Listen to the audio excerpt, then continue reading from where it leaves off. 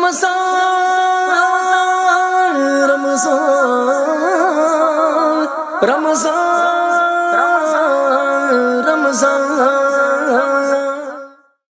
السلام علیکم، میں ہوں رمیز خان اور میرے ساتھ موجود ہیں حماد فقری اور میر حمزہ طاری صاحب، اور آپ دیکھ رہے ہیں رمضان ٹرانسمیشن فقر رمضان۔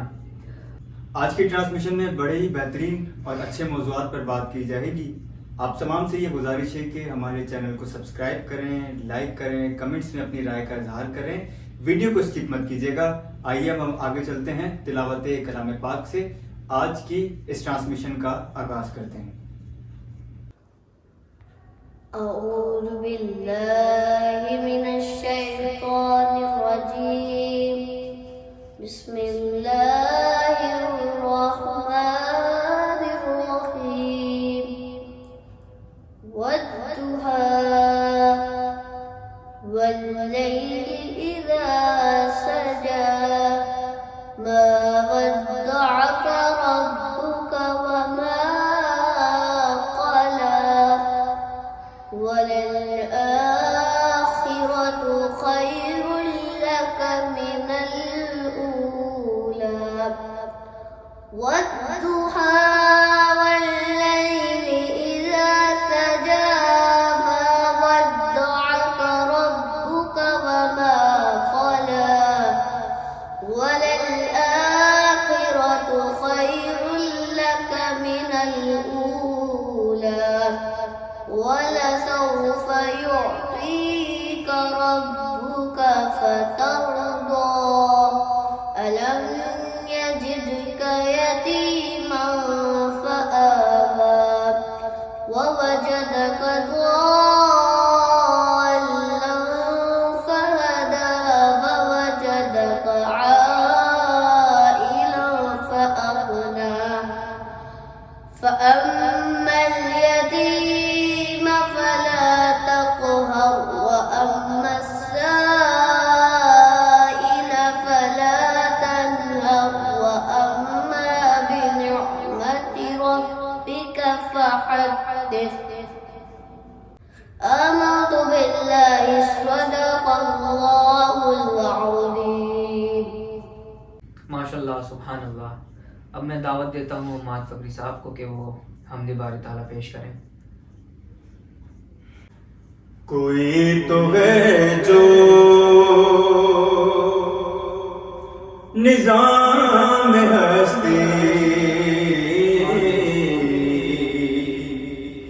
کوئی تو ہے جو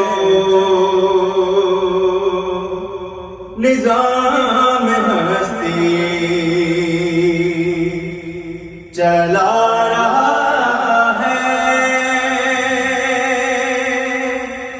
وہی خدا ہے،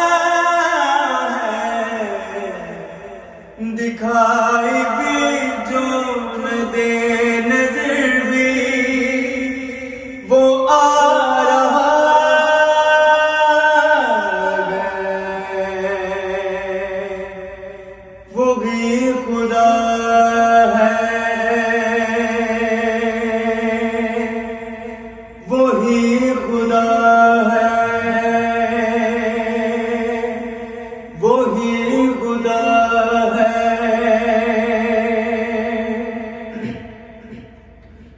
اور نظر بھی رکھے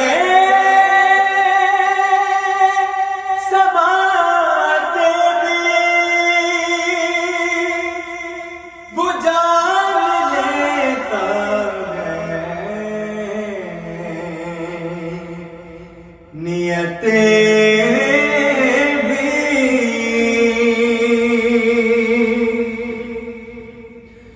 نظر بھی رکھے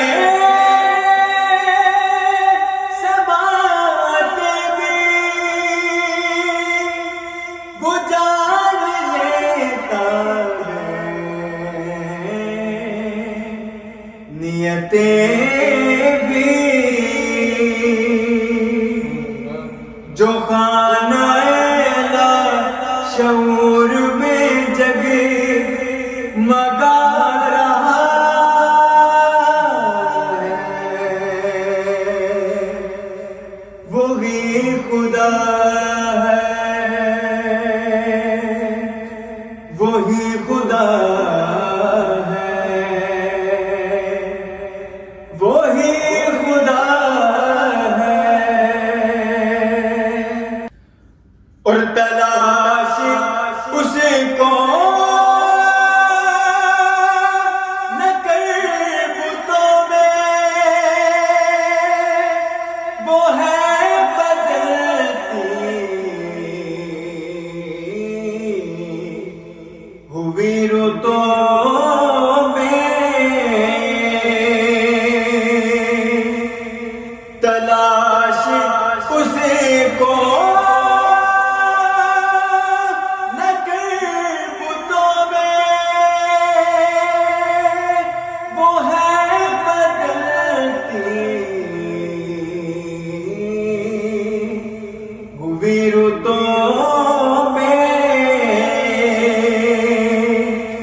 جو دل کو رات اور رات کو دل بنا رہا ہے وہی خدا ہے کوئی تو ہے جو نظام ہستی چلا رہا وہی خدا ہے کوئی تو ہے جو نظام ہستی. ماشاءاللہ سبحان اللہ، بہت ہی خوبصورت انداز میں حماد بھائی نے کلام پیش کیا ہے. اب میں چلتا ہوں اپنے سوال جواب کے سیگمنٹ کی طرف. میں ہوں خاطب میر حمزہ اتاری صاحب سے. میر حمزہ اتاری صاحب، سوال یہ ہے کہ اس دور میں کس کو سنا جائے؟ الحمدللہ رب العالمین والصلاة والسلام علی سید الانبیاء والمرسلین. یہ آپ نے بہت اہم سوال کیا ہے آج کے دور کے اعتبار سے. ہوتا یہ ہے کہ آج کی نئی جنریشن کے ذہن میں ایک بات ڈال دی گئی ہے. اچھا، یہ نئی جنریشن کے ساتھ خاص نہیں ہے، پہلے کے لوگوں میں بھی یہ چیز ہوتی تھی. کیا ہوتی تھی کہ وہ لوگ کہتے تھے سنو سب کی، کرو من کی یا اپنی کرو. تو یہ درست نہیں ہے اسلامی پوائنٹ آف ویو سے اگر دیکھا جائے تو. ہوتا کیا ہے، میں آپ کو مثال سے سمجھاتا ہوں یہ کس طرح درست نہیں ہے. اگر کوئی نلکا جو ہو وہ بند ہو لیکن ایک ڈراپ بھی گر رہی ہوتی ہے نا بار بار اس سے بار بار اس سے تو ٹائل پہ بھی نا اس کا اسپاٹ آ جاتا ہے. صحیح. اسی طرح کیا ہوتا ہے کہ اگر آپ کسی ایسے شخص کو سن رہے ہیں، اب سب کو سنیں گے تو اب ان میں ایسے بھی لوگ ہوں گے کہ جو صحابہ کے بارے میں کچھ برا کہتے ہوں، یا ایسے لوگ ہوں گے جو اہل بیت کے بارے میں برا کہتے ہوں، یا ایسے لوگ ہوں گے جو حضور صلی اللہ تعالیٰ علیہ وسلم کے بارے میں برا کہتے ہیں. اب ان کو جب آپ سنتے رہیں گے تو ہمارا ایمان جو ہے وہ اس قدر پختہ نہیں ہے. ہوتا کیا ہے، نہ ہی ہم نے اصل میں علم دین کتنا حاصل کیا ہوتا ہے. اگر کوئی، میں آپ کو چلیں علم دین کی طرف لے کے جاتا ہوں پھر واپسی یہاں آتا ہوں. علم دین سے اگر کوئی شخص جیسے غیر مذہب آپ کے پاس آ کر کہے میں اسلام قبول کر لوں گا، صرف مجھے ایک چیز بتائیں کہ آپ کا خدا کون ہے. یعنی اللہ، وہ کہے گا اللہ، وہ کہے گا بتائیں اللہ کون ہے. آپ نہیں بتا سکتے، آپ لاجواب ہو جائیں گے. آپ کہیں گے وہ ہمیں پالتا ہے، تو وہ سامنے سے سوال کرے گا پھر کھلاتا کون ہے. آپ کہیں گے پالتا بھی ہے کھلاتا بھی ہے، تو وہ پوچھے گا پھر زندہ کون کرتا ہے. آپ کہیں گے زندہ کرتا ہے کھلاتا ہے پلاتا ہے، یہ ساری چیزیں. تو پھر آپ کوئی بھی ایک ایسی ڈیفینیشن اسے نہیں بتا سکتے خدا کی جس سے وہ مطمئن ہو جائے. تو وہ کیسے اسلام کی طرف آئے گا؟ اب اس کو واپسی لے کر چلتے ہیں. اب ہوتا کیا ہے، جب تمام مذاہب یا مسالک کو آپ سنیں گے نا، پھر آپ کا ایمان پختہ نہ ہونے کی وجہ سے وہ کوئی ایسی بات کر دے گا جو آپ کے ذہن کے اندر وہ پوائنٹ ہو جائے گی اور بالکل نقش ہو جائے گی. اب کیا ہوگا، اللہ نہ کرے آپ گستاخ صحابہ ہو گئے تو، یا آپ کے ذہن کے اندر صحابہ کرام یا اہل بیت اطہار یا ایسی مقدس ہستیوں کے بارے میں کوئی چیز آ گئی تو ایمان کو برباد کرنے والے لوگوں سے بچیں. سنیں صرف اس کو کہ جو صحیح العقیدہ اہل سنت سے تعلق رکھتا ہو، تاکہ وہ آپ کے عقائد اور اعمال دونوں کی اصلاح کریں. اور ہم لوگ ہیں ادب والے لوگ کہ اگر کوئی مسئلہ بھی کوئی پوچھتا ہے تو ہم بیان کرنے کے بعد یہی کہتے ہیں کہ یہ جائز تو ہے لیکن یہ چیز نہیں کی جائے کہ اس سے کیا ہوگا کہ ادب نہیں ہوگا. یعنی اتنے ادب والے لوگ ہیں ہم. تو پھر یہاں سننے کے اندر ہم احتیاط کیوں نہیں کریں؟ تو تمام ایسے لوگوں کو سنیں جو صحیح العقیدہ ہوں، اہل سنت ہوں اور ادب والے لوگ ہوں. اس سے کیا ہوگا؟ اہل بیت کی محبت، صحابہ کی محبت اور حضور صلی اللہ تعالی وسلم کی محبت ہمارے دلوں میں راسخ ہو جائے گی. سبحان اللہ، بہت ہی خوبصورت جواب دیا. دوسرا سوال یہ ہے علامہ صاحب کہ صحابہ سے محبت کیوں ضروری ہے؟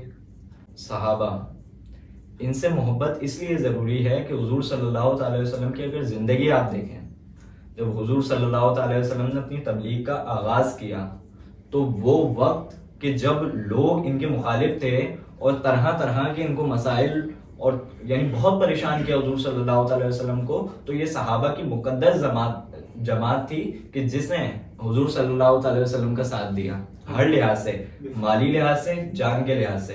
میں نے ایک واقعہ پڑھا، ویسے تو بے شمار قربانیاں ہم پڑھتے ہیں کہ حضرت عمر نے کس طرح حضور کو بچایا. جب حضور صلی اللہ تعالی وسلم کو لے کر یہ غار کی طرف جا رہے تھے تو حضور صلی اللہ تعالی وسلم بیان فرماتے ہیں کبھی صدیق اکبر میں یہ سیدھی طرف چلتے تھے، کبھی الٹی طرف، کبھی سامنے، کبھی پیچھے. تو میں نے ان سے پوچھا کہ یہ آپ کیوں کر رہے ہیں؟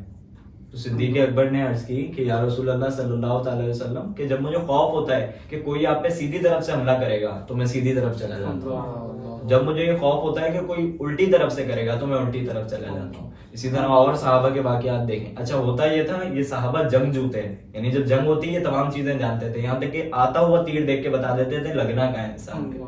پھر بھی حضور صلی اللہ تعالی وسلم کی طرف ایک تیر آ رہا تھا، حضرت قتادہ حضور کے سامنے آتے ہیں تو آنکھ کے ڈیلے پر تیر لگتا ہے اور کیا ہوتا ہے؟ آنکھ کا ڈیلا باہر آ جاتا ہے.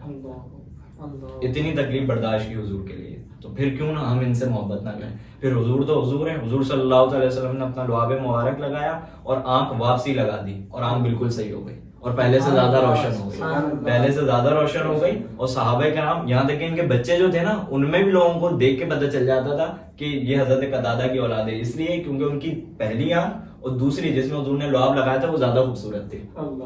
یہ یعنی نسلوں میں آ گیا. تو یہ حضور کی کرم نوازیاں تھی، لیکن صحابہ کرام کی بھی تو قربانیاں. ایک صحابیہ کے لیے آتا ہے کہ جنگ کے موقع پر آپ نے کہا کوئی چیز نہیں ہے میرے پاس، کوئی چیز نہیں ہے، میرا بچہ دودھ پیتا ہوا بچہ لے جائے. کیا ہوگا؟ یہ آپ کے کس کام آئے گا؟ جب تیر آپ کی طرف آ رہا ہو اور آپ نے بچنا ہو تو بچے کو آگے کر دیجیے گا، یعنی اس سے ڈھال کے طور پہ استعمال کیجیے گا.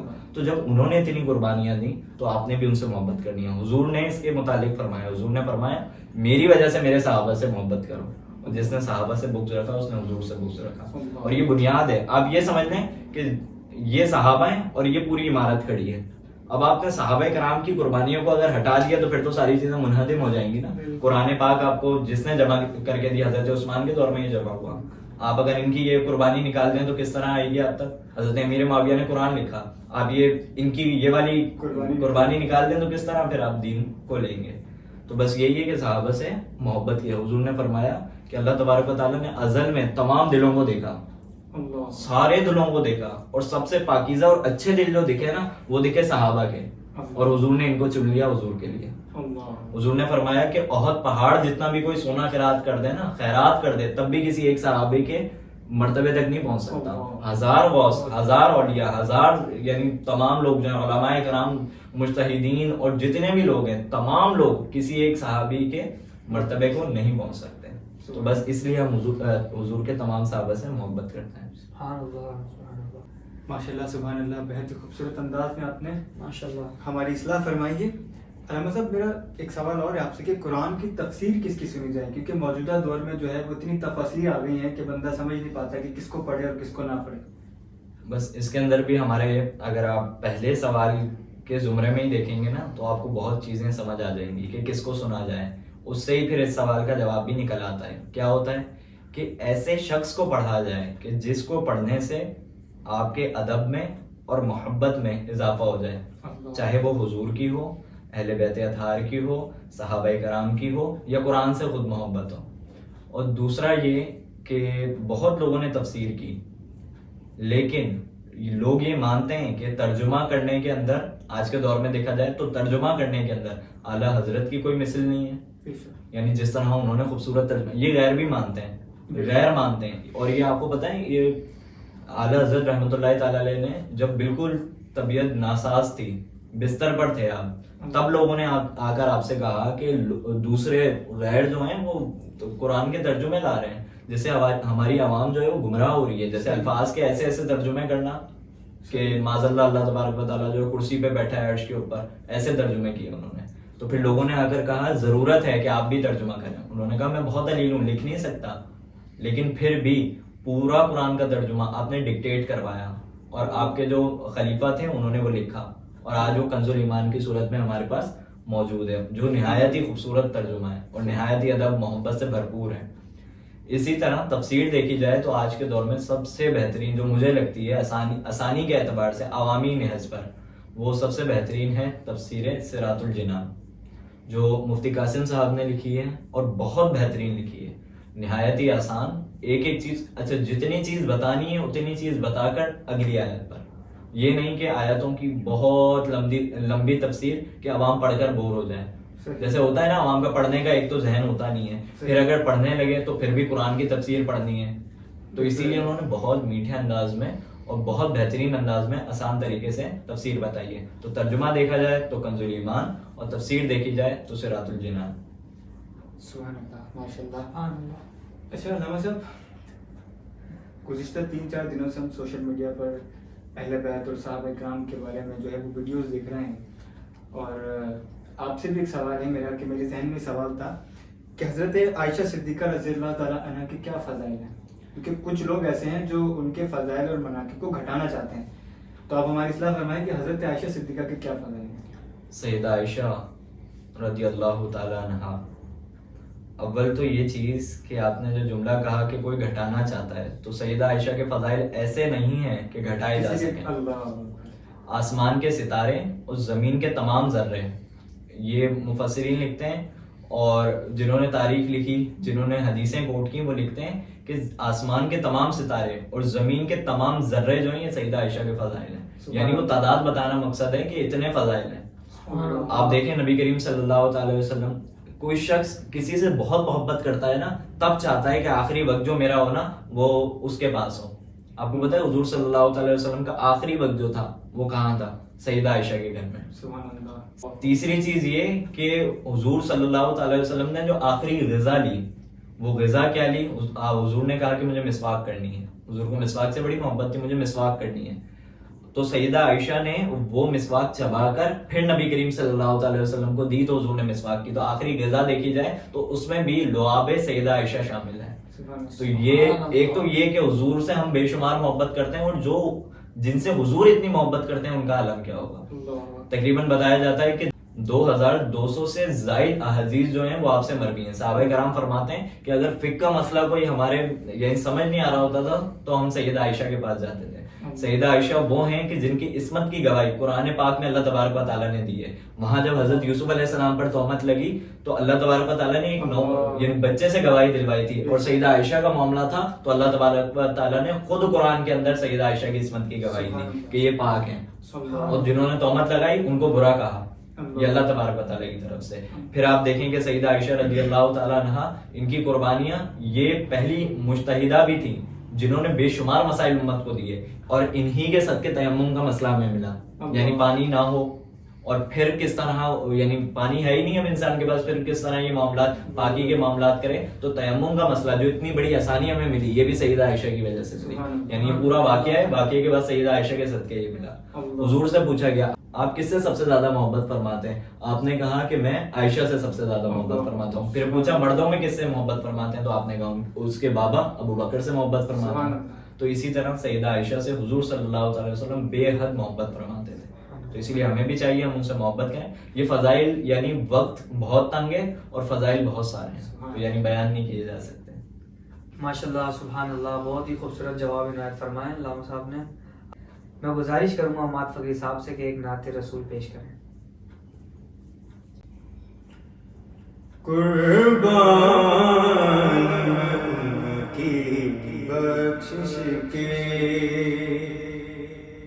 مقصد بے زبان پر آیا نہیں, مقصد بے زبان پر آیا نہیں, بن مانگے دیا اور اتنا دیا, دامن میں ہمارے سمایا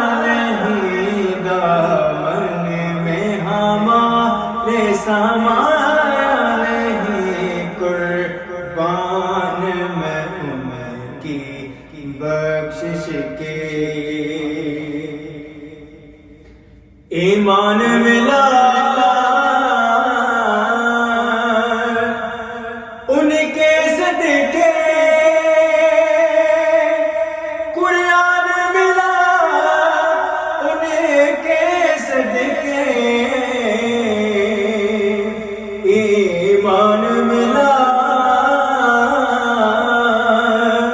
ان کے صدقے، قرآن ملا ان کے صدقے، رحمان ملا ان کے صدقے، رحمان ملا ان کے صدقے۔ وہ کیا ہے جو ہم نے پایا نہیں، وہ کیا ہے جو ہم نے پایا نہیں، قربان میں ان کی بخشش کے۔ اور دل بھر گئے منگے تو کہ دینے سے تیری نیت نہ بھری، دل بھر گئے منگے تو کہ لیکن دینے سے تیری نیت نہ بھری، جو آیا اسے بھر بھر کے دیا، جو آیا اسے بھر بھر کے دیا، محروم میں کبھی لوٹایا نہیں، محروم میں کبھی لوٹایا نہیں، قربان میں ان کی بخشش کے۔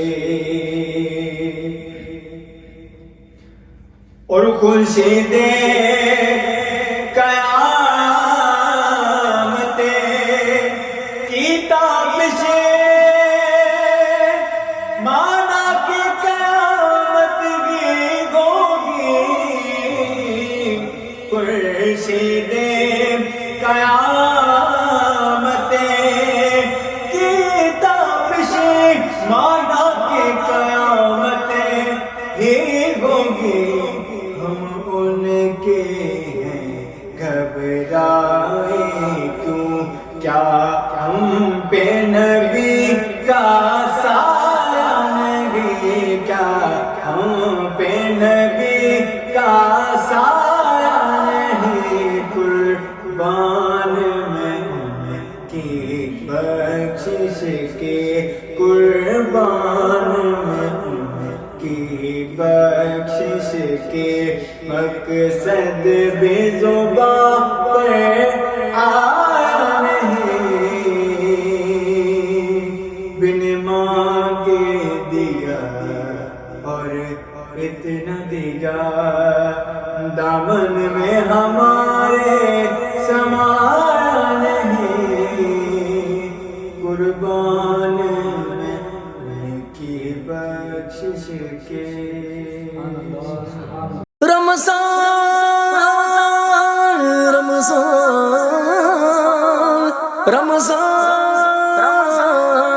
رمضان